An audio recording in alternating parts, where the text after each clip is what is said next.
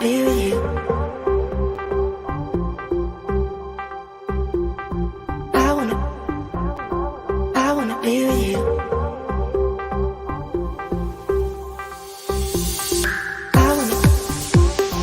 I wanna be with you.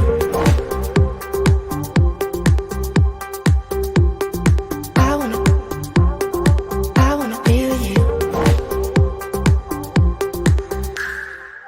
Let's go to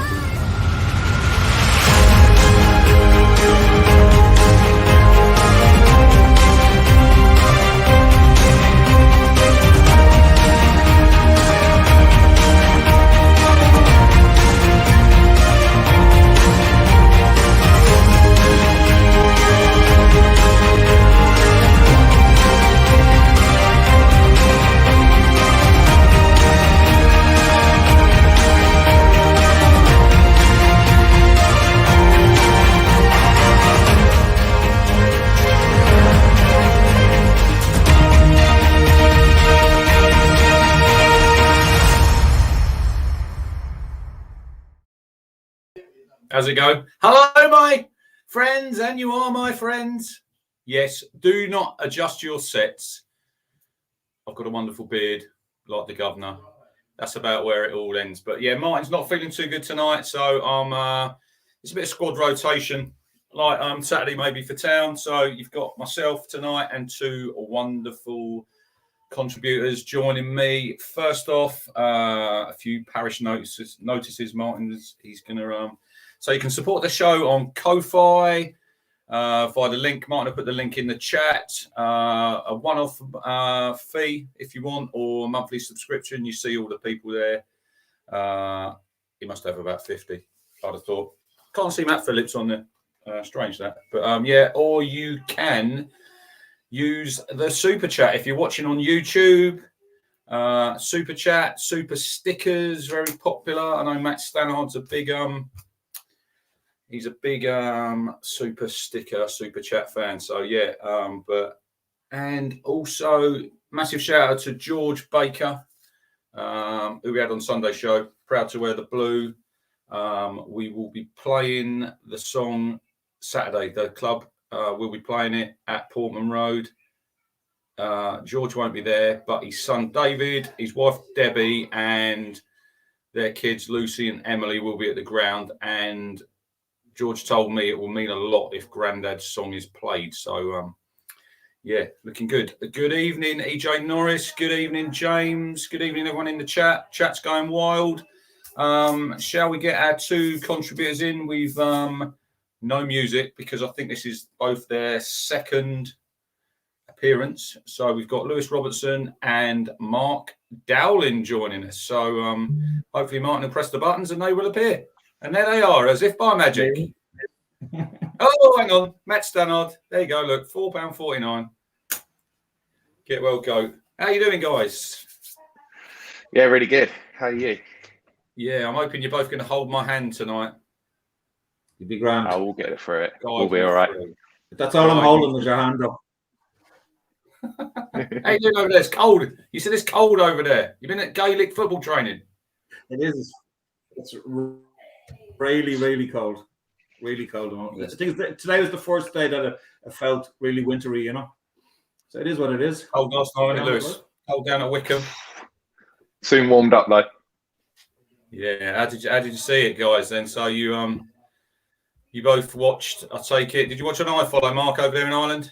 Yeah, I watched an iFollow. Yeah. What did you think? Yeah. I thought it was fantastic. Yeah, it was brilliant. It's like everyone watching. It was like a bit of a frustrating 20 minutes. We had to endure, Wycombe's probably some kick and rush stuff. And for the first 20 minutes, I thought they sort of bullied us a bit. And it took us a while to find our stride. And once we figured out that that's all they could do, it was long ball. They are a physical team. But once we got the ball down and played it and took it in our stride after they scored, I think we managed just to, pull ourselves together and just went for it. It was nice to know that we were only a goal down and we went for it. We didn't sulk. We went immediately into the game, which I thought was brilliant. So that's when we really started playing. I thought once they scored, that was it. It was all Ipswich from there on in. That's how I seen it. What about you, Lewis? What do you think?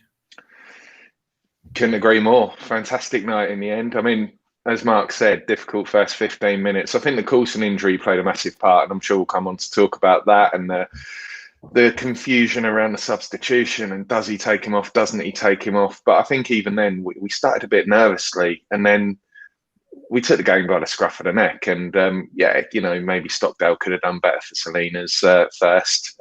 But after that, there was no stopping us, and we just got better and better and better. And, a few chances towards the end of the game. And obviously we hit him on the break, but just a fantastic night. I think having had the privilege of being part of the 1800 that were there, I think it's definitely one of the best away games I've ever been to. Just a whole night experience. I think we all feared the worst, as I say, early doors, but to come through and just the atmosphere, the performance, and just the connection between the players, the fans, just a really, really good night, and long may it continue. Yeah, you make a really good point there, I think, about the connection, because I know in years gone by, we obviously had Luke Chambers, didn't we, and Scouse were at the club a long time, but I really feel now, like last night, it was a real... I think the fans fed off the players and the players fed off the fans, the energy, because I've been going away, guys, I think about 25, 26 years. That has to be one of the loudest away ends I've heard from many a year. Even at 1-0 down, I know we've probably been, it's how we've been trained, haven't it, these last few years to be a bit worried, when we go 1-0 down. But I think with this team, last night could be a really good pointer and a sort of a watershed moment, to show that we've got that fight. We went 1-0 down and we were a little bit on the ropes for about 15, 20 minutes. But after that, there was only really one team, I think, winning that game. It was interesting. Wes Burns, I don't know if you see his comments, guys. He said it was like they poked the bear. And they did. Yeah, I saw that earlier.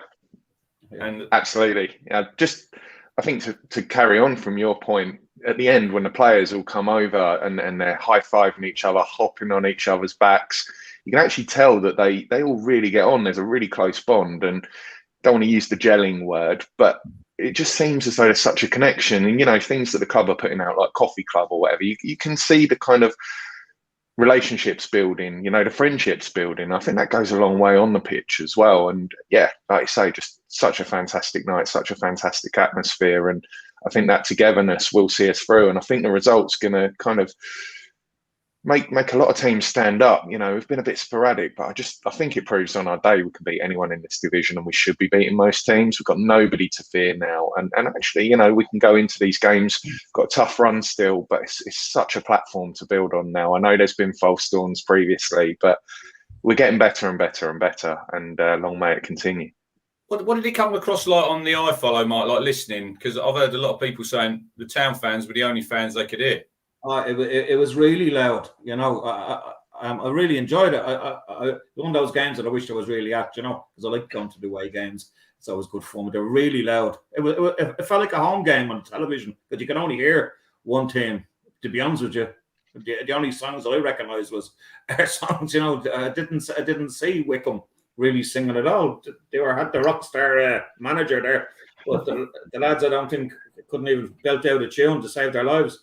No, it looked great crack. It looked really good fun. Even everyone seemed to be enjoying themselves, Yeah, and as you rightly said, at the end of it, the players all coming towards the fans. There was very much sort of togetherness.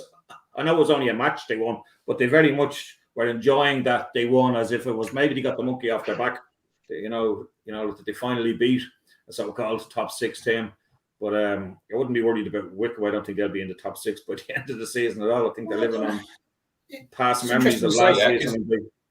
That was 8 wins at home, Mark, they've had consecutively. So that was obviously their first defeat. Look, we knew what we were getting, guys, when we went there, didn't we? They're a horrible team to play against. The long balls.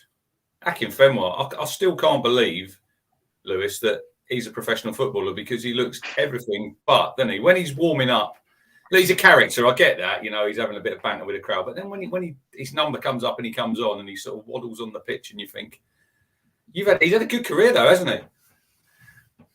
I think if he comes on, you need 2 people to mark him. You see when him and Toto were there, he just pushed him out of the way as if he wasn't even there. He's a big, strong man that you need. I think that's why they bring him on at times, because you need two fellas to mark him, and then it leaves other fellas free. But it didn't work out last night, even though they did try. There was a few sort of goal scrambles, and they tried and tried and tried. But no, our defence for a change looked not quite solid, but they looked really good. Yeah. Yeah, there was a spell there, weren't there? Have you seen the clip, guys, going around on the town social media of the scramble in the box? If you've not seen it, you've got to see it, because they've got the great music. The recorder, Lewis, with the out of tune. Yeah. That was like Sunday morning. But I think they really showed last night. They went 3-1 up, and we were obviously, the away fans were in good voice. But then there was a spell, wasn't there? For about 15, 20 minutes, they had a lot of long balls. We give away, I don't know what you two thought, we give away some real cheap free kicks in some dangerous areas. And maybe on another day you get punished. And I think we've got to sort of try and get rid of that. I think, like, because Jacobson, I think there was three balls in from the left-hand side. He was probably one of their best players, he's got a good left foot. But I thought we really stood up and showed that, like, we're not going to get bullied here. Yeah.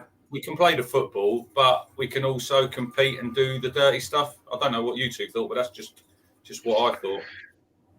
I think it's all about winning the battle. I think, especially in League One, we've got players that are probably, to a certain degree, better suited for the Championship in terms of the technical ability. And we saw last night, I think Wycombe will probably do quite well. They've already started well at home in particular, because they're going to bully teams, and we didn't allow them to bully us. We had a bit of a rocky start, but we've got people that are going to stand up and be counted, whether it be Morsy, whether it be Edmundson. Burgess came on and looked solid.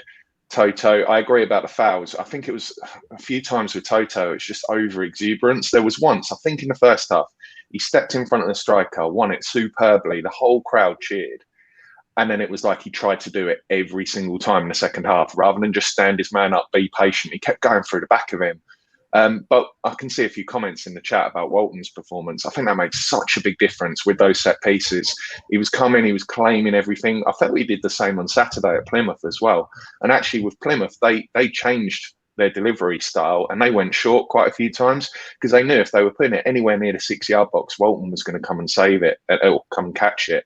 And he did that again last night. And that save in the second half with 10, 15 minutes to go was such a fantastic save, because he was actually being pushed back towards his line as the ball came over. I watched it again today, and as the guys headed it, he's on his sort of way back towards the goal, and yet he still managed to move his feet and get down to it. And I thought it was in from where I was. I'm sure everyone else did. It was such a good stop, and it's good to have that goalkeeper we can depend on. I like Hladky, but he doesn't instill that same level of confidence that Walton clearly does. He's a big, strong, tall goalkeeper, and he actually dives, doesn't he? Which is fantastic, because the goals, yourself, we've been talking for years about, he doesn't dive the size of him. Your man is only a little bit smaller, and he was diving. And not only diving, he's making the saves, and he dives at the right time. Sign of a good goalkeeper. I don't know much about him yet, and hopefully he is a success here, because he looks the part. It's interesting you say that, because I went around after the game, Lewis, and Hladky came out, and comparing like the size of him and the size of Walton, look, Hladky's not a small guy, but he's not imposing. But it was interesting, because we say he come and claim some crosses. Let's talk about the first goal that they scored, because that was nearly an identical goal as the goal we conceded at Cambridge. The big long ball from the corner. These teams have obviously worked on that to the far post, knock it back in, and then the guy got on the end of it. So that's probably something that we need to. I know not all teams are going to have. Look, they had a lot of big lads, didn't they? In the box, and they do that quite well. But I thought, look, we've given this. That's twice we've done that. We still need to stop making these errors, because, like you said about Walton, that save he made in the second half, that was like from a corner, another free header, and we can't keep doing this. I know we've won 4-1.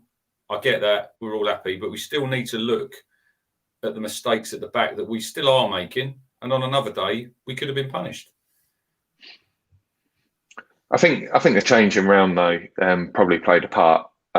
First 15 minutes, we completely changed from having Coulson, who's a attacking wing back, to Burgess, who's a left-sided centre half that can fill in at left back.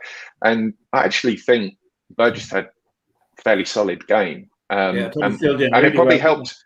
Yeah, it probably helped to have that physical presence as well. Felt really, really sorry for Coulson. And I do think it disrupted us for the first 15, 20 minutes. He should have gone off almost straight away. You could see he's been out for a while. He was desperate to carry on. Cook, obviously, we've all acknowledged, can be a bit reluctant to make subs at the best of the time. And it was almost a case of he didn't want to, I imagine, because he probably wanted to save his sub for the attacking substitutions in the second half. Coulson was desperate to carry on, but you could tell he was injured. And I don't know how it came across on iFollow, but you could see he kept going down. He wasn't moving properly. And I actually think the corner that led to their first goal, whilst not Coulson's fault at all, he went to try and head the ball and he couldn't get off the ground, and the bloke flicked it on. We ended up knocking it out for a corner. I think that's where the goal came from. You could just see his desperation to carry on. But in hindsight's a wonderful thing. He should have gone down and come off straight away. But you could just see there was confusion. The fourth official held up the board with to make the sub, and Burgess was ready, and then Coulson was waving, "No, I'll stay on." The physio was the other side of the pitch, and yeah, I think that disrupted us. But having said that, we competed, we won the battle, and then our football showed, and that's what we've got to do. I kind of, the Plymouth game, the Cambridge game, don't ever really feel that we won the battle and took control of the game, but I did last night, and I texted Gov at half time and said, "I think we're going to win this. I can see us winning this," just because we grew into that second half, second half of the first half. Didn't want the half-time whistle to come, and it just went from there. The first 20 minutes of the second half, we destroyed them. That's what I thought. Probably what it was. They really tried to bully us. I thought, I don't know what you thought, Mark, but I thought it was a half of two halves. Like you said there, Lewis, first 20 minutes, they were on top. Second 20 about us. Coulson, just touching on him, I spoke to his dad today. It's a knee injury. The thing that surprised me, he's gone off, Lewis, on the far side of the pitch, and they've made him walk all the way around the pitch really slowly. And I thought, he might be injured. He couldn't be that bad, surely. If they're letting him walk around there, surely they'd have a stretcher or get another. They had enough people there, because when I was round there at the end, the coaches and stuff that they carried out and put in the van, they had two coaches. They've got a van carrying stuff. Surely there was enough people to just help him round and carry him. So I'm hoping that it's not going to be too serious, because it's a shame, isn't it? Because he's not really got going. He looked okay to start with, then he got injured. Obviously played on the right Saturday at Plymouth. Last night, it was a 50-50 tackle, and it was a real heavy tackle, and he's just obviously come off worse. But I do think Burgess played a big part in that victory, with his height. Good in the air. I think he won most aerial duels at Accrington last season. He struggled, I think, this season, but it was nice to see him coming in last night, coming on, played a real good part in the game. And look, we've got so many options. I don't think he'll be the left back going forward. I honestly don't. He filled in last night, but look, we've got Donatian can go over there. You've got Penny who could go over there. You could play KVY over there. We've got so many options. So I just want to, so we're going to go for two players that stood out for each of us last night. We'll go around, we'll go with Mark, Lewis, me, but we'll do one at a time. We won't do two. So we'll start with Mark with his first player that he thought stood out for us last night, and why. All right, I'm going to take the easy one. Sam Morsy. I'll be honest with you, he's been fantastic since he came here. He gets sort of stuck in. I think he gives the other players a lot of confidence around when he gets stuck in. He seems to show them what to do, point them in the right direction. Certainly, Evans beside him is now just doing the simple things well. Not fantastic, just doing the simple things well. And before Morsy came along, I think there was a bit too much responsibility on his head, and I don't think he could do it. And Morsy, he just gets it sucked down. He leads, and maybe we've been lacking that in the midfield for maybe some years. And even against, it really impressed me there the other night against Plymouth as well, when there was one saying, don't know who was there, it was the last man back nearly, and he ran down to stop a goal going in, him and Walton. He puts in the work. If he doesn't see someone else sort of doing their job, he seems to go and do it for them. Now, he makes bad tackles, not bad tackles, he makes stupid tackles, and he is going to miss a game or two because of that. Rational challenge, that's probably the only fault he has at the moment. He certainly fitted in. he's certainly the player when the last few games who Cook said everything will be all right once Morsy arrives. I think, yeah, he could be, he's at the right age, he's 30 years of age. He could captain us back to the championship in the near future, hopefully. Yeah, I've been very impressed with him. Good boy. He's a good captain, isn't he, Lewis? I think we haven't really... Look, we had Luke Chambers. He was a good captain. But I think Morsy, in his performances so far, I think we've taken 17 points from 24 since he's been at the club. I think he was my man of the match last night. I think he's a real leader and he raises everyone else's game around him. And it's interesting you said about Lee Evans, Mark, because obviously he was captain at the start of the season and that was too heavy a burden on his shoulders because only certain people, it's not as easy to say, look, there's the armband. Sometimes for some people, it's too much. Whereas Sam Morsy, you can tell he's a natural leader. I thought last night he was outstanding. He played a role in the first goal. But for me, he also got forward, didn't he, Lewis? There was one stage in that second half. He had a run along the left-hand touchline. They thought the ball had gone out. It literally rolled along the and off he went. Yeah, it was like playing five-a-side football with a load of kids and they were all trailing behind him. And I think there's a goal or two in him as well because a few times last night he come on the edge of the box. He was in really good positions and he passed it. And I'm thinking sometimes just have a shot, just have a shot. But look, really impressed with him. Really impressed with him. I don't know what you think of him, Lewis, but I think he's probably, big statement, but the two in midfield, Evans and Morsy, best two midfielders we've had since Holland and Magilton as a partnership. Yeah.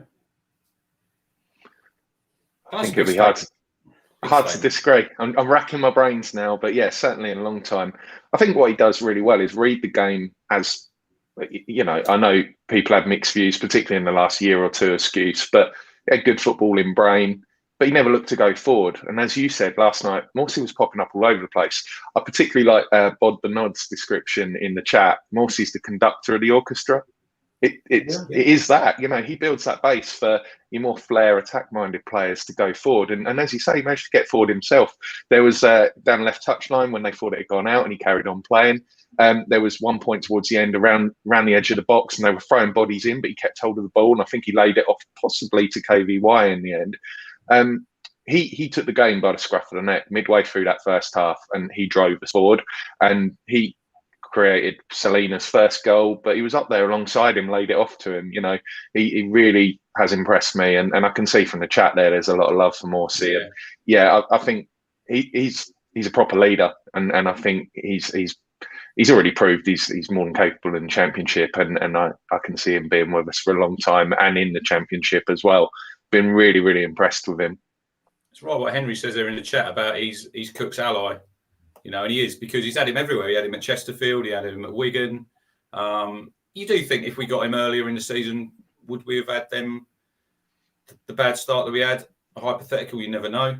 But I think going forward, you hope that he doesn't pick up an injury because I think he's a real key player. I think the spine of the team's looking strong at the minute, and he is a real key. And you can tell him and Evans that they played, I think, 80 plus games together at Wigan. They know where each other is on the pitch. And like Cook said before, partnerships, repetition, and that's what we're seeing now. So, right, Lewis, we'll come to you now with your first play you thought stood out last night.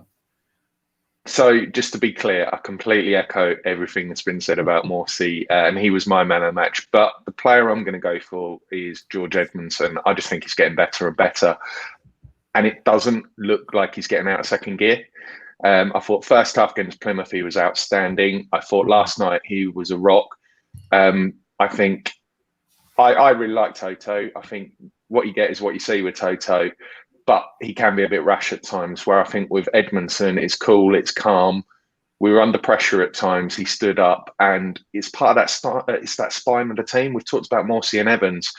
I think that Edmundson is a rock, and I could genuinely see him playing for us, top end of the Championship and possibly beyond that. He's been at Rangers. He would have learnt a lot. I always think it's interesting that, he's still relatively young and yet he's been managed by Scholes. He's been managed Scholes at Oldham, Gerrard at Rangers, It was managed by Rooney at Derby last year, and you know they're all England internationals. Yes, their managers sort of finding their way in the game, but they've all seen something in him. And along with Morsy, I really do think that he builds that solid foundation at the back. And I think the best of Edmundson we get to see, but I just thought last night it was cool, calm, and collected, and exactly what we needed in that first 20 minutes when we were under the cosh, and again, sort of final 15 minutes before we broke away to get the fourth.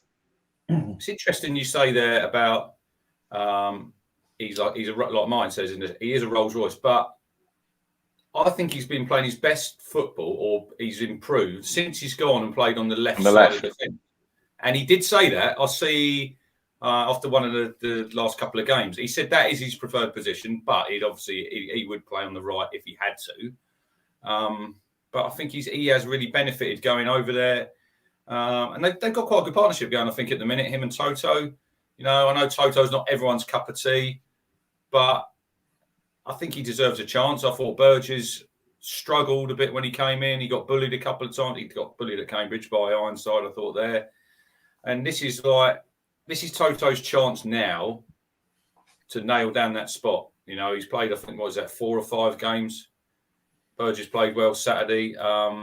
We will come on to our FA Cup chat and who we think Burgess might play possibly on Saturday in the game against Oldham. But I think at the minute, Toto and Edmundson are proving that they're a good partnership. Look, Toto played for Shrewsbury in this league. We signed him off the back of that, so he must be a decent player. But yeah, Edmundson, like a Rolls Royce. What about you, Mark? What do you think of Edmundson? What you've seen? No, I liked him. I'll be honest, he was a bit of a grower on me the first couple of weeks. I don't know.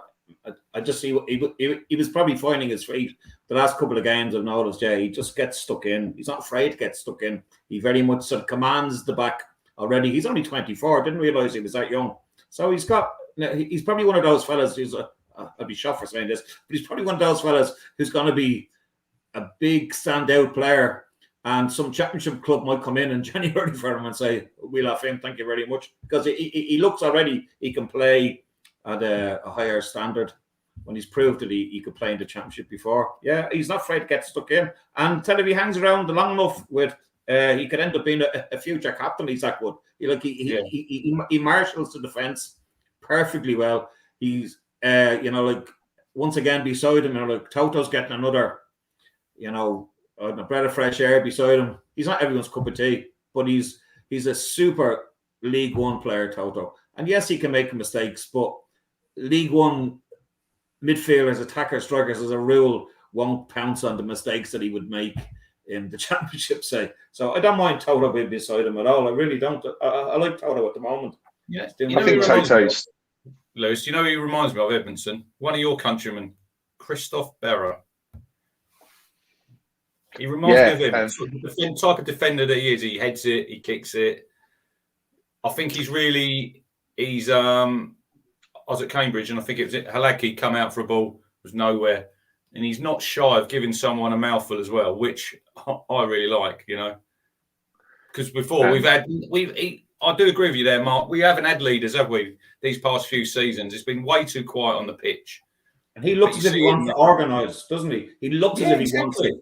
He enjoys organising that defence. I think he gets a buzz out of it, which is fantastic. I like seeing players who enjoy what they do. And him and Morsy are two fine examples at the moment. They're currently enjoying what they do, and it's going to rub off on the rest of the players. And that's why I think, I know, get ahead of myself a bit, but I think we'll, not many teams will be taking points off us between now and the end of the season. I really feel that. I really feel that. I think we're not going to be hammered by anyone again. Those days are gone. Now, listen, I'm not stupid to think that we could be, beaten at the weekend and we'll be all back fucking Cook out again and all that nonsense. But no, I'm delighted it's working out for Cook. I really am. So far, so good. Sorry, I'm getting ahead of myself there. You can talk about other players now. Matt Stannard makes a good point. He's popped up with a couple of goals already as well. And I think if you were doing a League One fantasy football team, he'd be a decent shout as a centre-back because he's going to get you points for scoring goals. I can see him getting 5 goals this season easily. Yeah. And the other very quick thing on Toto, I know we need to move on. I think Toto's distribution has improved so much in the last couple of months. I thought he hit some decent balls out to the right to KVY. He started attacks. and he seems more confident on the ball. He was coming short. I know we played a lot of short goal kicks, particularly first half, but yeah, it's obviously something they've worked on. His distribution is much improved, Toto, and it's, of all the players, Donasian and Toto from last year being the two that have survived and are thriving. Not many people have put money on that, but fair play to both of them. I thought he could have got sent off last night, Toto. When he went in, I'm convinced he punched your man, but that's what he said. I'm convinced he did. And it was a big scroll. Maybe you wouldn't have seen it without the other end. Oh, it was hard when we went down that end, Lewis. A man went down, first of all. I'm going to be honest, I couldn't really see what happened. Did you think, just a question, Lewis, about where we were in the ground. Did them boards, them boards behind the goal, did they affect where we were? They were like right along, because we were up high, right along the back of the goal. And I couldn't see the ball sometimes because that was shining really brightly. No, I struggled with the ball, and I struggled with the Wycombe shirts as well. And it's interesting you say that, because I don't know if either of you have, or anyone has ever listened to the Price of Football podcast. They talk a lot about football and the impact it has on people who are colourblind. And I've kind of watched it, and with those advertising boards, I was like, I'm really struggling to see. And it made me think about people who are colourblind and do potentially suffer. And I think it's in Italy, they said that clubs can't wear green shirts or something like that. And yeah, I found it quite difficult. It was hard to see what happened with Toto. But on the flip side to that, Mark, their number 18 should definitely have got a second yellow. He got a yellow card in the first half.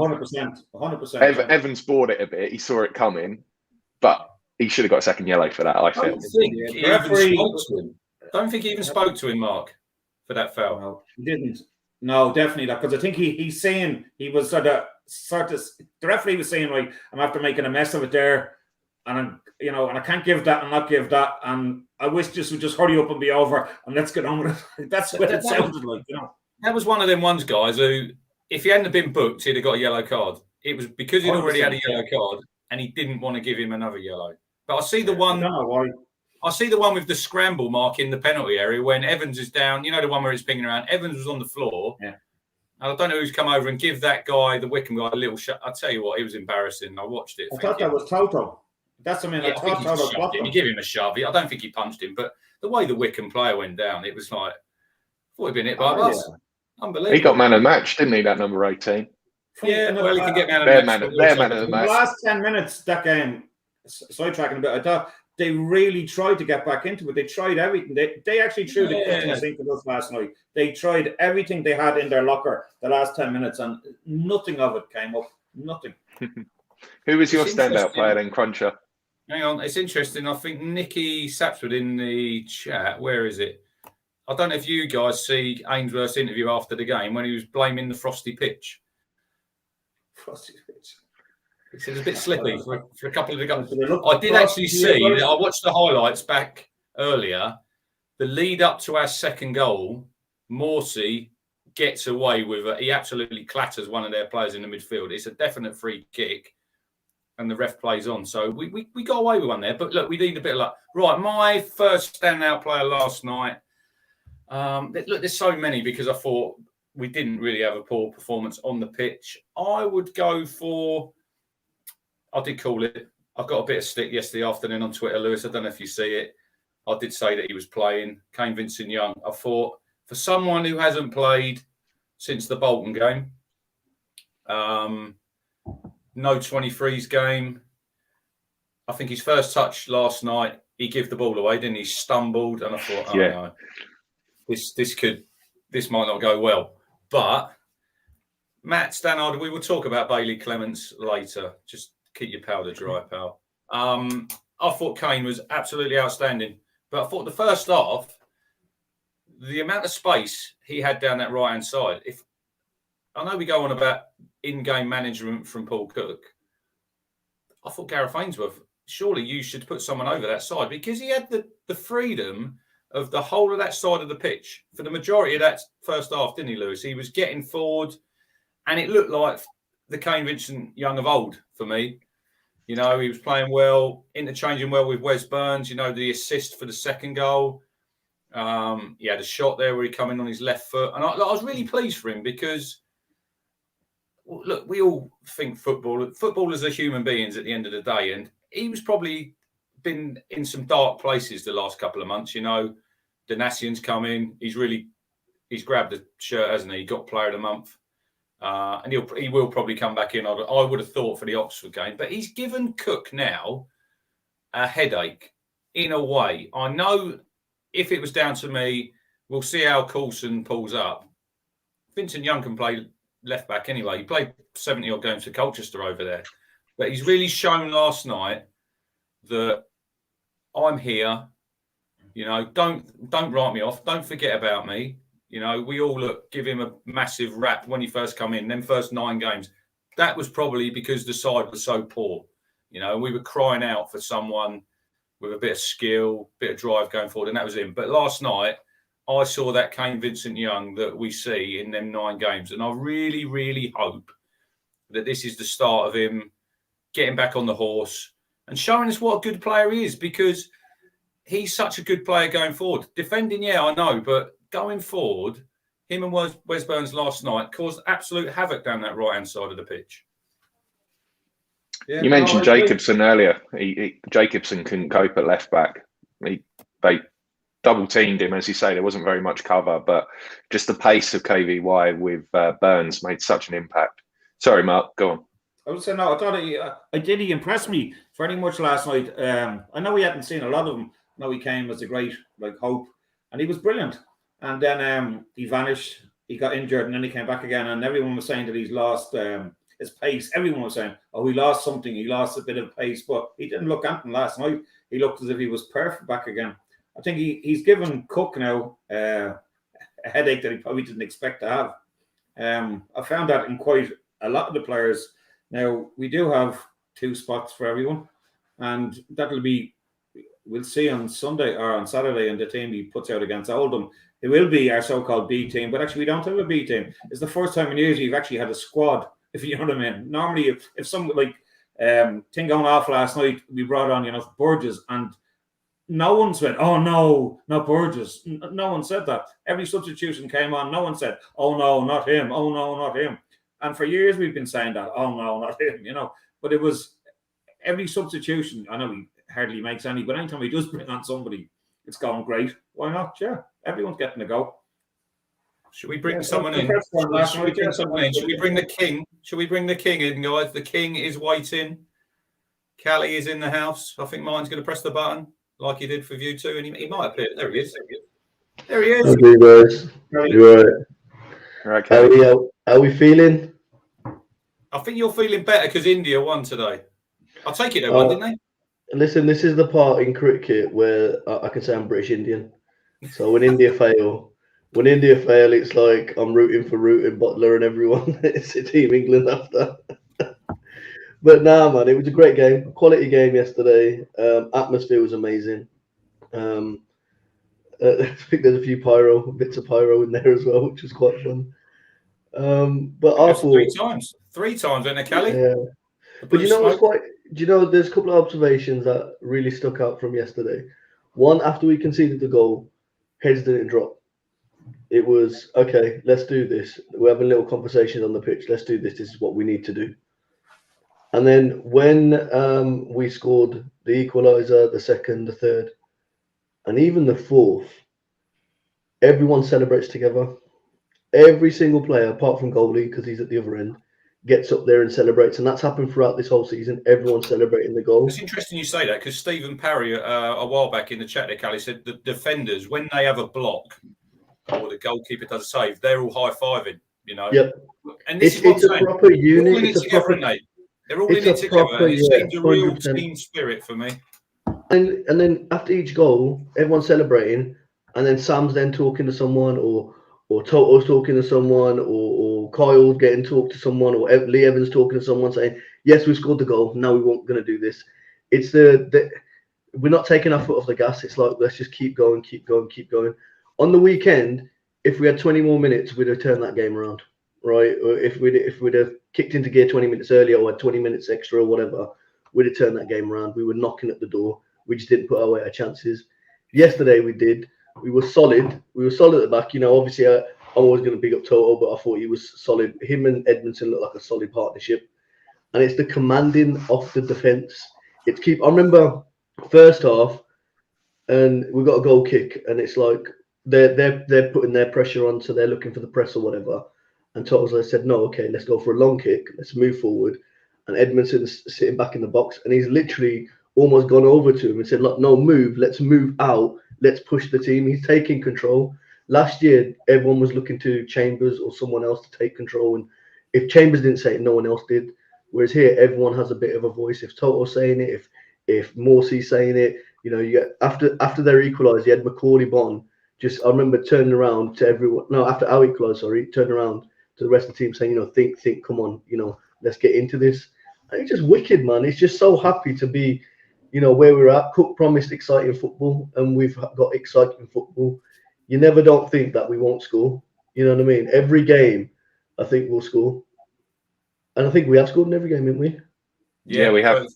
34 goals now in, I think, 16 games, 2.1 goals a game. So, look, we keep the back door shut. I don't know what you three think. If we keep the back door shut, we're still making a few mistakes, like I said earlier. Oh, and to clarify, to clear up the yellow card thing with Toto, that was the referee being a dickhead, basically. You were talking to me after the game. I heard you talking to him. Yeah. No. So what he was saying, because I was like, well, what happened? And he goes, obviously, I've gone to get the ball, and you know how players piss around with the ball or whatever, so he's trying to drag it away. So then Toto's going to pick it up off the floor, and he's going to kick Toto's hands. So he's like, what are you doing? So he's called him a prick. He's like, oh, you a prick or whatever he said. And the referee says, you said that to me? And he goes, no, I've not said anything to you. And the referee's like, no, you said it to me, I'm booking you. And it's like, what? Well, I didn't say that. And then it was just dumb things. But the referee was okay. He made a few, you know, we got away with a few. They definitely should have had a player sent off. But even with bad ref, we come away 4-1 victory. It's not like you can say, oh, we shit. You know, it was like, I said on Twitter and before the game, it was like, I want us to shit house them, this, that, and the other. No, we played them off the park. Like we played. Kelly, you've got to give the goat a wave.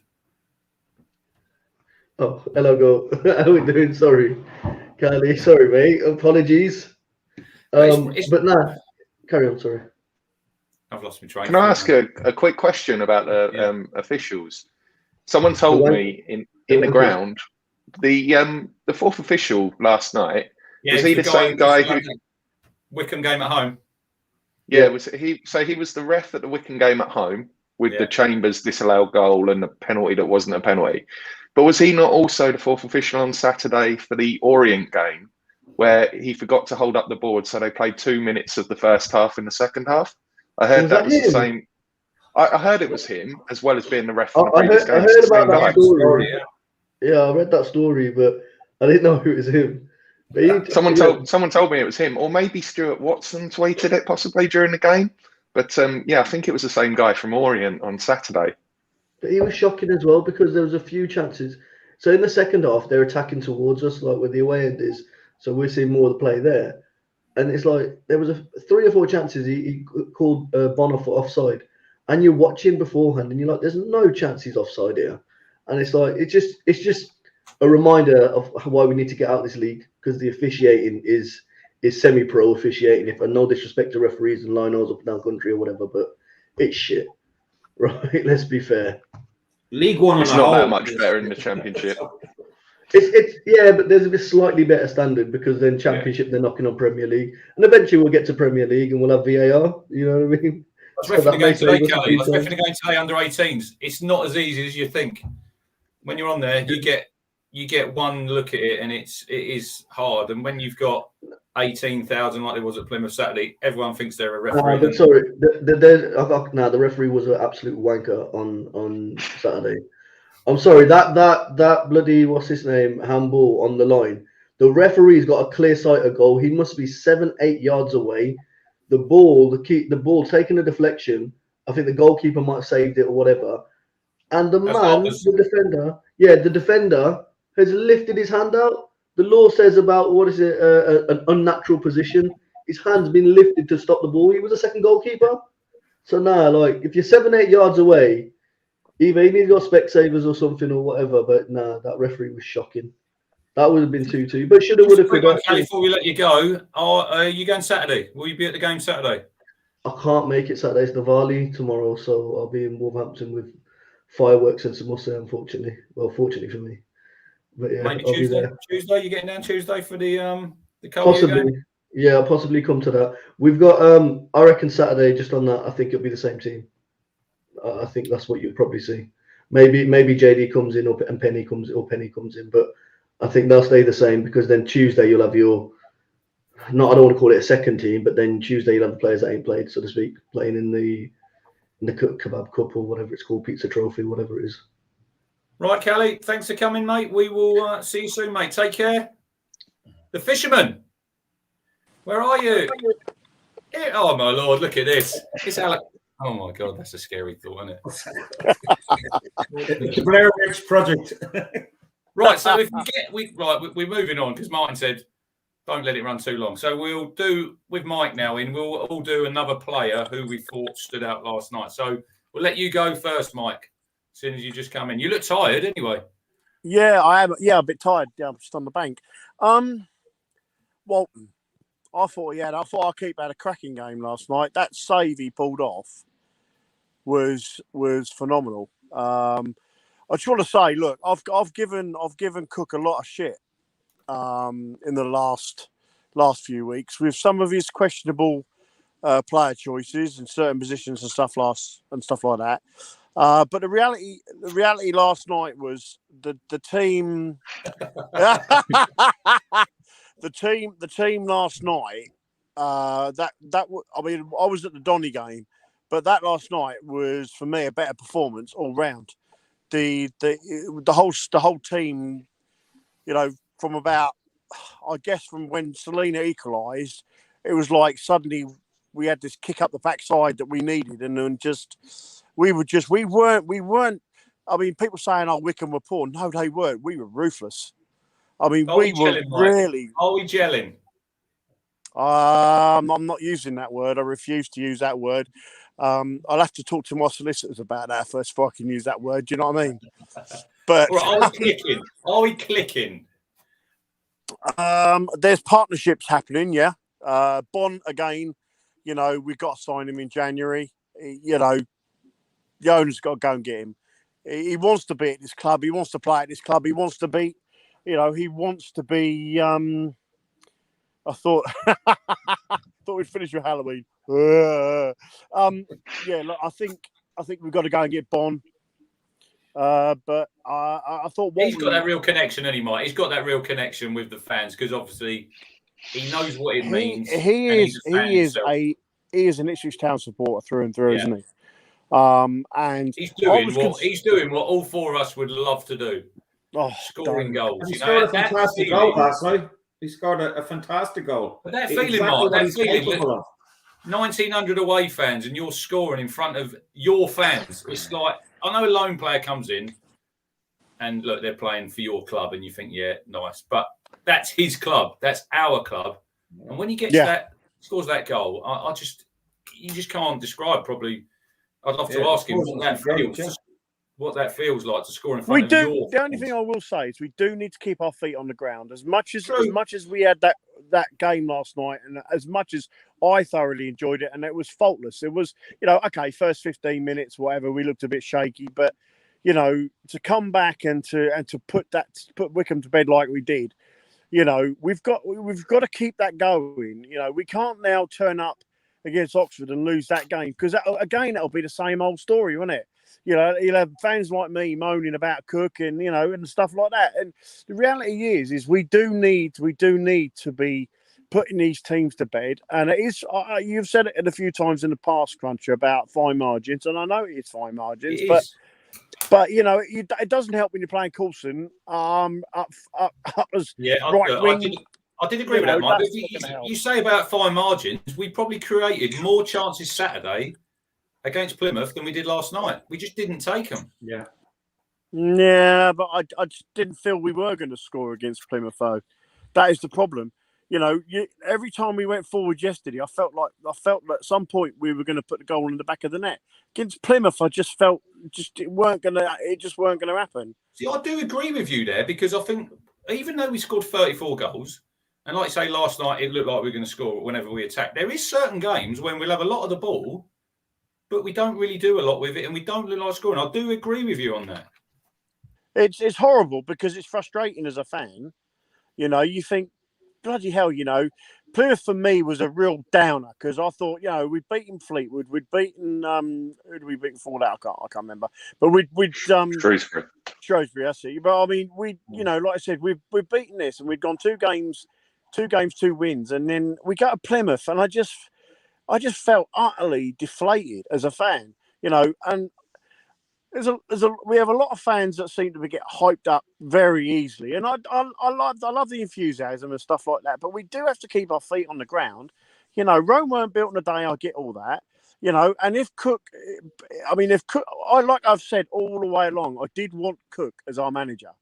Let's hope and pray that he can prove me wrong, because I would love to be proved wrong. Like every Town fan, I want us out of this division or in the Championship, so we can see where we can go from there. You know. Last night's result was probably the best game I've watched in a long time, and I enjoyed the Donny game. But last night was a different league altogether. And I mean, it felt like we were a Premiership team playing a League One side. That's what it looked like last night, and we just looked absolutely ruthless. Some of our play last night was ridiculous. Just our spreading from one side of the pitch to the other, and then back to the other side. The Wycombe players didn't know how to handle us. That's a good word there, Mike. I spoke to Hawks after the Plymouth game. I said we need to be more ruthless against these teams. You know, when you have the chances, put them to bed. And we've done that last night. And it's like Lee Brown says it in chat, we've got tough games coming up, but it is exciting the way we're playing. And I think last night was a real statement to other teams in this league. You know, it's not going to be easy for them. You know, they're coming up against Town. Oxford next, playing well. Then we go to Sunderland. Look, Sunderland, what have they lost now, Lewis? Is it the last 3 games? Conceded? Yeah, Lee Johnson's so streaky, isn't he? Just hope we catch him in a couple of games' time when we go up there. But we can't go anywhere like that, having fear. I know Portsmouth were going for a bit of a rough patch at the time, but look how clinical we were second half in that game. I know you were there and the GOAT was there, and what a great night that was just to watch it at home on iFollow. And then again last night, and got nothing to fear from Sunderland. Oxford, decent team, and then we've got Rotherham, I think, and Rotherham's similar to Wycombe in terms of how they'll play, and we've shown we can stand up to that. That'll be the test for me, because I know Mike thinks that we won't beat Rotherham. I've said it on the show before. Whoever finishes above Rotherham in this league will get promoted. After watching last night's game, I think we're going to give Rotherham a much better go than we haven't done in years. I don't think there's any team out there who will relish Ipswich coming to Town. Definitely not. No. Cook for me has just got to stop tinkering, stop putting players out of position. Do you know what I mean? You know, if we've got a player that plays at number 10, play him at number 10. We've got a player that plays at right back or left back, play him at left back. You know, so you say last night he played Burgess out of position, Mike, but he done well. But you know what? Yeah, but Burgess has played left back before. Only a few minutes at Lincoln. But you know, as a defender, you wouldn't play. You know, we played Coulson as an attacking striker role. Look, yeah, I do get that. That to me was poor management. That's poor. That wasn't poor choice of player. That wasn't why we lost the game at Plymouth, though, Mike. It was because we didn't take our chances. Yeah, but is them. Yeah, is that is. Yeah, but what I'm saying is them type of games that, you know. If we'd have been playing, I don't know, Selena in that game, who's to know we wouldn't have been more ruthless and we wouldn't have put them to bed earlier. What does Martin say? To me, that was What does Martin say? If my gran had wheels. Yeah, but the reality is we lost that game. We can say, we should have put them to bed, and you're right, we should have put them to bed, but we didn't. We lost the game. Records will show that we lost that game. Now, what we need, like I said, you know, yesterday we felt that we had round pegs and round holes. All bar, Burgess, who doesn't naturally play left back, but actually did a really good job there. Yes, so I thought he was outstanding as a left back, and even managed to get forward, which was, you know. But another one, KVY, what? That was a different player that I saw at Bolton. 100%, wasn't it? that was that was so enjoyable to watch. Again, I absolutely loved that game yesterday. I was a bit shell shocked when we went 1-0 down. I thought, oh Jesus Christ, no, not again.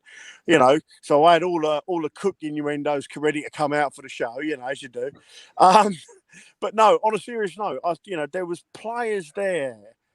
The whole team, I just felt for the first time in probably since I can't remember the last time I've actually enjoyed a football match at Ipswich, and that was the last time. I think last night was one of the best games I've seen in a long, long, long time. Fans were outstanding on iFollow, mate. You couldn't hear the Wycombe fans. Ipswich fans, so you need to take a bow because you were immense. Yeah, that was pretty, like I said, probably the loudest mic an away game that I've been to for many a year, Yeah, but absolutely. Thanks for joining us. We'll let you get back to your fishing, and I'll speak to you over the weekend. Right, so we've still got one more player each to get through. We're nearly at an hour, so we better push on because Martin will probably be saying, hurry up. So we'll go with Mark first. Who was your second player you thought stood out? I'm going to go for Burns.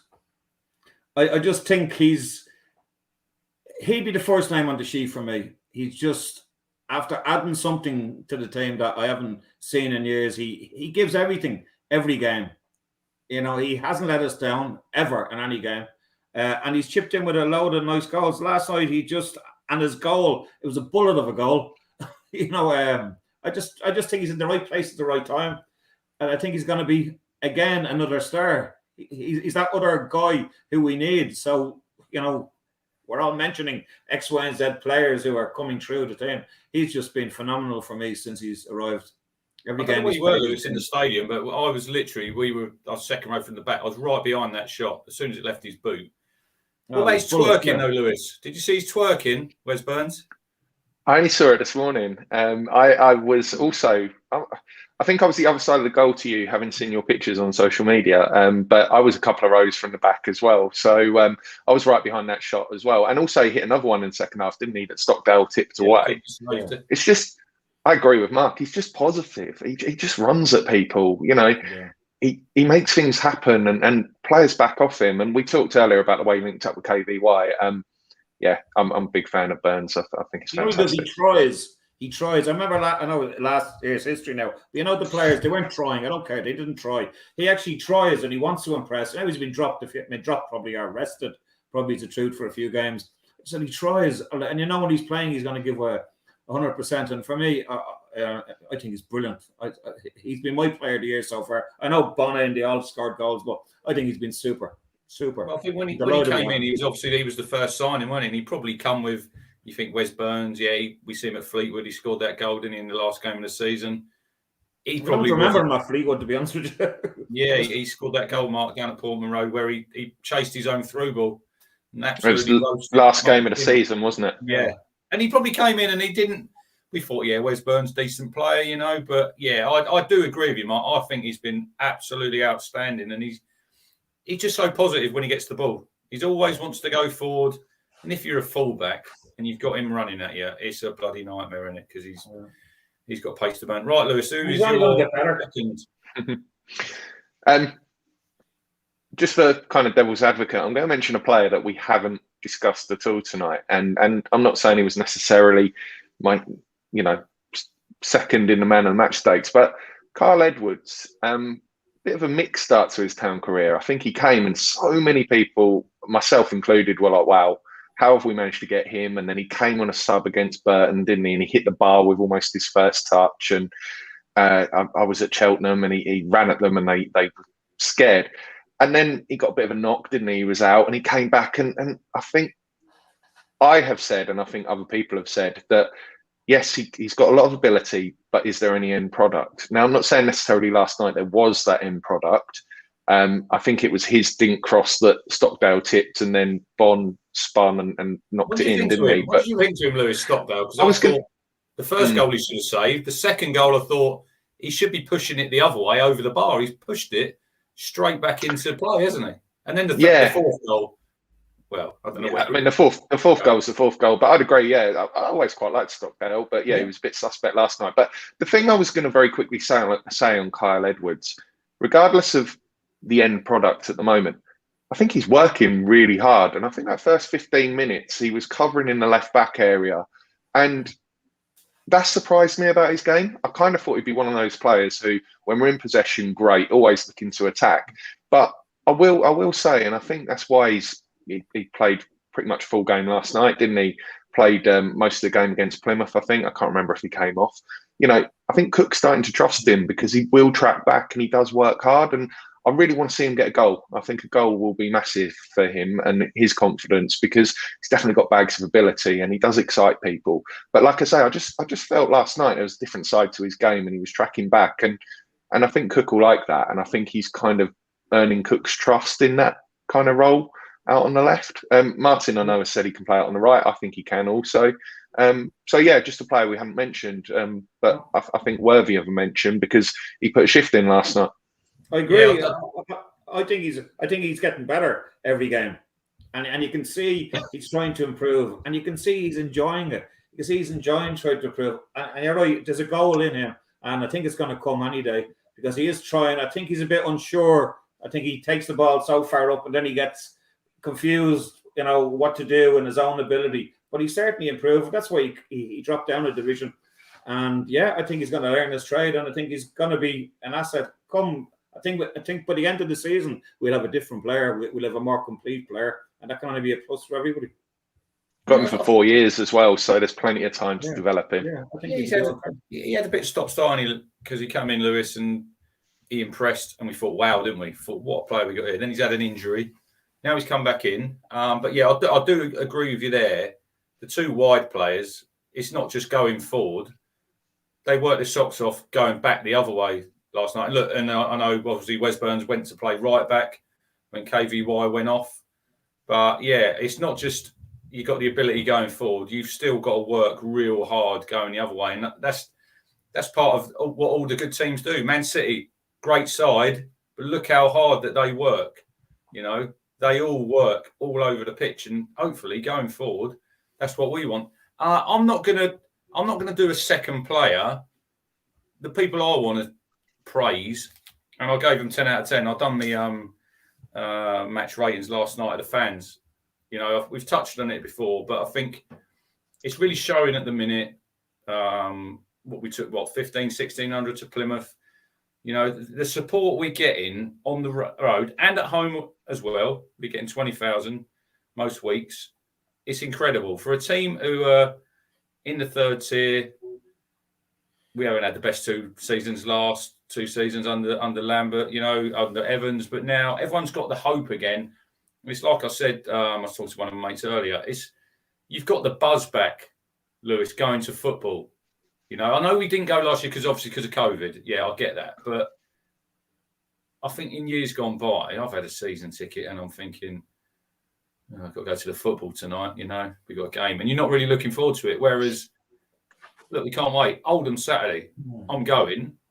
In a lot of years, I'll probably think FA Cup now. I can't be. But I want to go. You know, I want to go. I want to see who Cook plays. I want to see some of these other players. But and I know it works both ways. I've said on here before. You know, sometimes the fans are waiting for the players to give them something. But like I said earlier, they're bouncing off each other. You know, at the minute, the fans are behind them, and the players are giving them something to shout about. But last night, one of the best away days. Look, Portsmouth was good. I know, like you said, Lewis, they were struggling, but we didn't have a great record down there. I think I'd only ever seen them win one game down at Fram Park. But to go there last night, but yeah, and I think Sunderland, I know you're going to Sunderland in a couple of weeks, Mark. Yeah, can't wait. We'd sold 1,400, I know, for that. I just booked my hotel there now last night, so I'm sorted. I'm staying in the hotel right across the road from the ground. It's nice. I think we got 2,000 there. We'll probably sell it out. I think we've got. I don't know if you're going to Charlton, Lewis. I think 7th of December on a Tuesday night down there. We normally get 3,000. That'll be a sellout, you know. So it's exciting times, and I know some people they're frustrated at the start we've had, but just stick with it. You know, come to Portman Road. Go to the away games, you know, go and see what's going on down at that football club because it's nothing but positive at the minute, you know, and it's what we want. We're moving in the right direction. It's exciting football. We're seeing goals, aren't we? You never know what's going to happen when you go and watch Town at the minute. It's a bit of a roller coaster, But nights like 100%. last night make it all worthwhile for me. Can I just expand on that for a minute? And as you've said that, and you've mentioned the fans, obviously the platform, Talking Town's been going now for 18 months. I think that contributes. And I know you won't say, and the Gov won't say, Matt won't say, and all the other people that have contributed to it. And, I think as a group of fans, I go to games now, and there may be people that I never would have necessarily known, recognised. Stop and have a chat with them because of this platform as well. And yes, what is happening on the pitch is fantastic and it's exciting and we're all behind that. But I think the community that's been built up, across the board, there are so many followers of Talking Town and some of the other platforms out there. I think it unites fans and we go there as one. And last night we were there as one. And I think it makes a massive difference. And, I'm sure I speak on behalf of most of the people listening tonight and most of the followers that it does make a massive impact. It is that community that we then take. And, the owners are on board with it. And some of the guests that you've had a fantastic show on Sunday with Marcus Stewart. I think that just cultivates that, it's almost like Ipswich Town 24/7 in that we can go online, we can interact with fans probably far more than I did pre-pandemic and pre this show. So I just wanted to didn't plan to, but just say thanks on behalf of everyone because I do think it contributes and we win and lose together. And it's great to come on tonight, have everyone so upbeat after last night, and we take that into the other games. And I think the players recognise that. Paul Cook recognises that. Mark Ashton does, and the owners as well. So yeah, like I say, from me personally, thank you. But I really do think it makes an impact. Yeah, I know. Like when you're an away player and you come out of that tunnel, and you look last night, that away end sold out. That's got to give you a massive lift. And we didn't stop all night, did we, Lewis? The singing, it was all night for 90 minutes, constant, probably 95, and even after the final whistle. And that's what we want going forward. We don't. It's not always going to go right. We know that. We're in the third tier for a reason. We will lose games, guys. We're not going to win every single game, but you've just got to stick with it and be positive. On Saturday, I'll be interested to see what the crowd is Saturday because there'll probably be a lot of people think FA Cup. No, I'm not going to go. But look, it's only, I think it's a tenner. Get yourself down to Portman Road. I think it'll be a decent game. I might see a few goals. Get down there. Let's moving on to Saturday against Oldham. I think Martin's going to he's got your 2 11s. So if we start with yours first, Mark, hopefully the governor will put it on the screen. Yeah. So talk us through that. Basically, it's going to be not our B team because I don't call it B team. It's going to be our squad is going to be utilised this weekend. I just think it'll give the lads a break, and we're playing Oldham, and they're in League Two, and they struggled last season. They're 18th finish, and they currently are 22nd. I can't see that team not beating a team who will probably put out their second string. Even the lads down the road in Colchester even beat them 2-1. So I think those lads probably deserve a bit of a run out, especially Piggott and the other lads I mentioned have another chance to stake their claim. I might have thrown a few lads in there who might be injured or whatever, but I think Carol is injured. Josh put there in the chat. Just touching on Xavier's comment, just to go off. Why does Cook not come to thank the fans? He comes out before the game. He applauds the fans before the game. He lets the players take the plaudits after the game. So that's probably why he doesn't. I don't have a problem with him not coming across because I know the fisherman, he doesn't like him coming out, Lewis, before the game. He thinks it's all about him. And I don't agree with him. I think gets the fans going. And then after the game, like last night, he was just standing on the sideline, letting the players soak it up. Yeah, going back to your team, I agree with Piggott. I think he needs some football, Mark, because somewhere along the line, you're going to need Joe Piggott. Yeah. Macaulay Bonne at the minute, he's on fire. He might get an injury. We don't know in January what will happen with him. We don't know.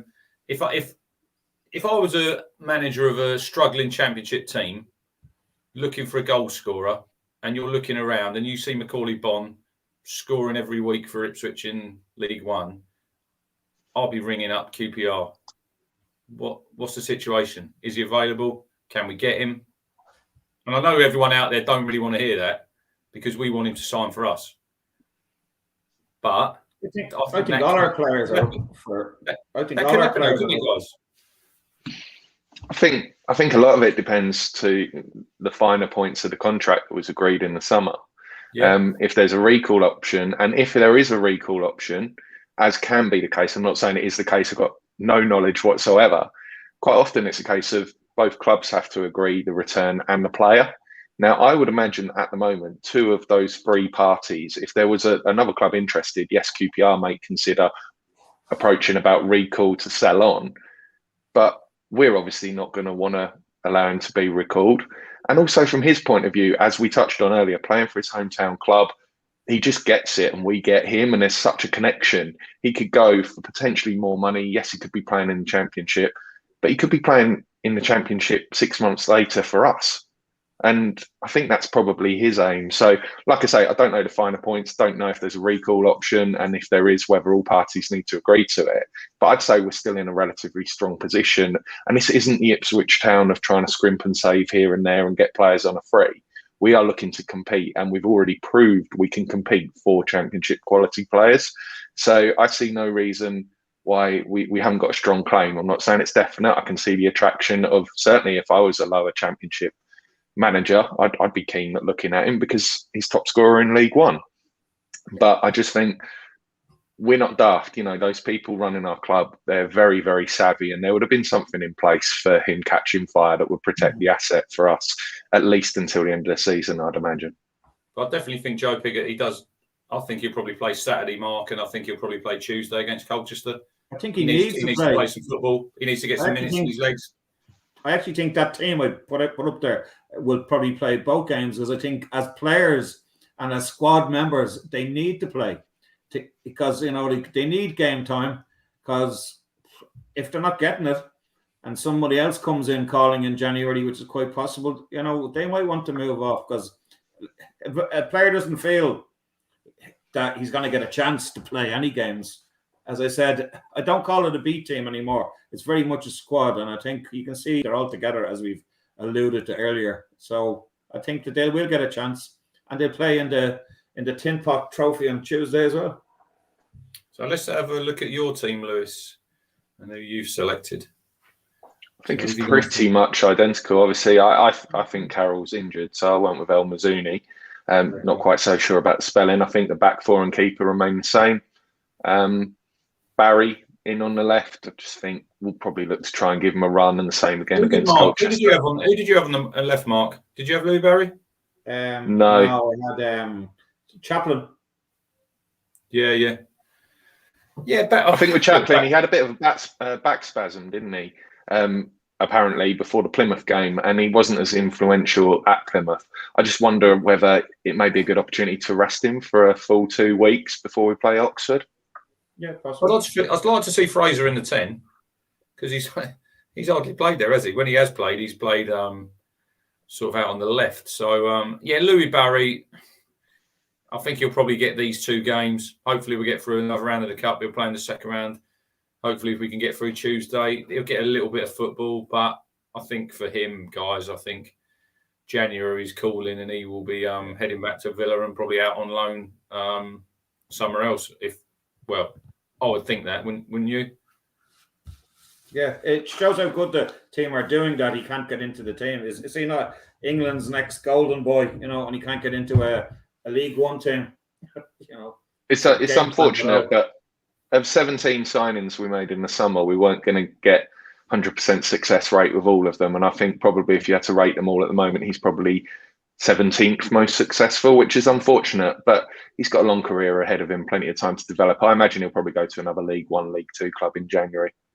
Yeah, I'm not saying he's not talented, but I think, like I've said on it before, it's all about these loan players going out and playing football. Because I know Dobra scored Saturday, but he didn't really. Martin, you're getting ahead of the game there. He didn't really feature much. So it's all about them getting the right club and playing. So Louis Barry coming to town, Villa probably thought, that's a good club for him to go. It's not worked out, but that's football, isn't it, really? But I wish him luck. I think he's a really talented player. Hopefully Saturday we'll see him. And let's hope he has a good game. I'd like to see him have a full 90. Let's see him, hopefully he can impress, get a goal, and see how we go. What are you what were you expecting for the Cup this year? Do you want a Cup run? Are you not that bothered? for me, I think FA Cup, we've got a good history, obviously 78. It's another game to win. And some of these players, like Mark said, it's not a B team. Some of these players are not going to play that much football. So if Martin's going to bin it off ASAP, I don't agree with that. I think it's another game to win, get into another round, and winning breeds winning. You know, you got, like I said, instill that winning mentality. All too often in the past few seasons, we ain't bothered about the cups. I don't want to do that again. No, I always like the FA Cup. The FA Cup is something that you brought. That's how I started supporting Ipswich in a long time ago in the galaxy far, far away. Yeah, you know, they won the FA Cup. I think it was a dream of most kids. I think the kids nowadays don't dream of playing in Wembley and scoring the winning goal or anything like that. I do think we should make the third round. Imagine not being in the third round of the bloody cup. I find that fucking hilarious sometimes that we're actually in the first round. I tell a guy today in work, he said, who are you playing the weekend? I said, Oldham. And what? He said, the first round of the FA Cup. It's a bit fucking weird, you know. Mike D's hit the nail on the head. That was going to be my dream. Norwich at home, first week in January. What took he said? Third round.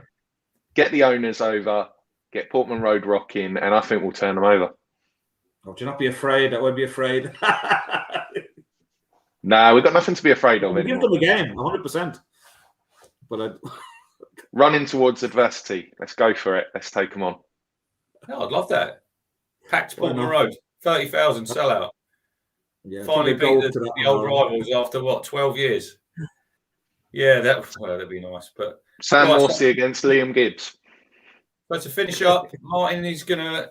Oh, right. We'll do our score predictions for Saturday quickly, and then we'll have the prediction league fixtures, and then we'll finish up. So we'll go with you first, Mark. What are you expecting Saturday? 4-0. I don't think they'll get a sniff. I think we'll score 4 or maybe 5 or 6. I think we'll score a lot, depending if my team plays my squad team there, and if they play as well as I know they can. Yeah, I can't see anything but a high score, 4-5, 6-0. I'll say 4-0. I won't go on the fence. I'll say 4-0. This has got 1-0 Oldham written all over it now. I'll go 3-0. I'll be slightly less optimistic, but no, 3-0. Just entertaining game for those that put their money forward and go along. And let's get into the second round, and then we're one game away from smashing Norwich. You know What what do I'd we call like? it? A professional performance. You know I'd what like I'd Callie's score. 7-0. I'll tell you what, I'd like it to be a draw Saturday because I've never done Oldham's ground. So that could be another game ground ticked off my list. Go up there and we'll win the replay. Then we'll get someone like Sudbury Town after they roll Colchester over, hopefully on Friday. And then Norwich in the third round. Easy. And then maybe Man U or We've been Man in the City. third round since 2009. It's mad, isn't it? Yeah, we've got real poor. I mean, we haven't got past the third round. Yeah. So hopefully Martin's going to now put the prediction league fixtures up because he did flick them up earlier. Are you there, Martin? Are you going to pop them up? Press the button? Or is that us done? There we go. Prediction league week 14. So I've only got 3. Is there 3 fixtures there? I can't see because Ben Moore's comments on the screen. I don't know if there's one below that. There is. Ipswich Town versus Oldham. AFC Sudbury, Colchester, Northampton, Cambridge, Brentford, Norwich. So I will give you AFC Sudbury v Colchester, Lewis. What do you think's happening there? Local game for me because I live in Colchester. 1-0 Sudbury. Shane Bow and Co out. I don't know what the crowd is there. I think it's a sellout. I think it's only about 1,000. It's on BBC Two, isn't it? Friday night. It's going to be on the Beeb, so I'll have a look at that. So I'll give you Brentford versus Norwich, Mark. Can Norwich get their first victory of the season? No is the answer to that. Excellent. What I'd like to hear. I think it'll be a tight one, though. I think they'll 2-1 probably to Brentford. It's in Brentford, yeah. I think Brentford. they should have enough. They should have enough about them to beat Norwich because Norwich really are in a free. I know they're going to win some stage, but I don't think it'll be against Brentford. Brentford are holding their own. You know, they might take they might take the Norwich game for granted and fail to turn up themselves. They've lost the last 3, haven't they, Lewis? Brentford. I think they lost to Chelsea, Leicester. Then they lost to Burnley, so they'll want a result. Yeah, I can't see nothing but a Brentford victory, and then we can sing that song that we like. We sang a little bit last night. So that is about it. So back on Friday night, me, the governor, hopefully if he's well, and Matt. I'd just like to thank Mark and Lewis and everyone for watching, and we will see you on Friday night. Have a good rest of the week. Take it easy, and we'll see you all soon. Cheers, Grant. Here we go! Norwich get battered! Everywhere they go! Norwich get battered! Everywhere they go!